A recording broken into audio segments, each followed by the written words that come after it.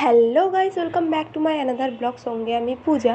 আমিও খুব ভালো আছি, আশা করছি তোমরাও খুব ভালো থেকো। যে আমার ওয়েট লস জার্নির ডে 6, আমি যে ডেজার্টটা খাচ্ছি খুব তাড়াতাড়ি ওয়েট লসের জন্য, সেই রেসিপিটাই তোমাদের সঙ্গে শেয়ার করব।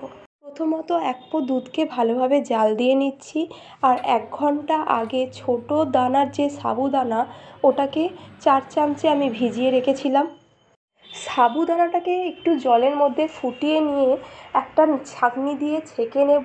নিয়ে জলের মধ্যে ধুয়ে নিলেই দেখতে পাবো কেমন সাবুদানাটা স্পঞ্জি মতন হয়ে যাবে।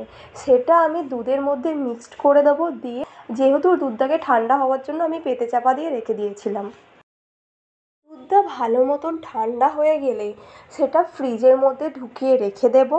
দুপুরবেলায় আমার ডেজার্টটা খেতে ইচ্ছা করছিল, তাই আমি তখন ঘরে থাকা ফলের মধ্যে কেটে নিয়েছি আঙুর, তরমুজ, আপেল। এই দিয়ে আমি আজকের ডেজার্টটাকে রেডি করেছি। আমার হাজব্যান্ডের জন্য গ্লাসে রেডি করে রেখেছিলাম, আর আমি নিয়ে নিয়েছিলাম বাটিতে। আমি দুরকমই স্টেপে দেখিয়েছি।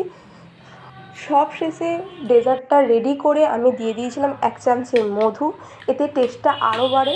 এতে তোমরা চাইলে চিয়া সিডও ইউজ করতে পারো, স্যাফরন থাকলে স্যাফরন ইউজ করতে পারো। আর কাস্টার্ড পাউডার ছাড়াই আমি এটা বানিয়েছি, কারণ ওয়েট লস জার্নিতে যেহেতু খাচ্ছি, তাই জন্য আমি কাস্টার্ড পাউডার ইউজ করিনি। ওতে যেহেতু চিনি থাকে, ডিমের কুসুম থাকে, এসব দিয়ে কাস্টার্ডটা তৈরি হয়, সেই কারণে আমি এটা ডেজার্টে ইউজ করিনি।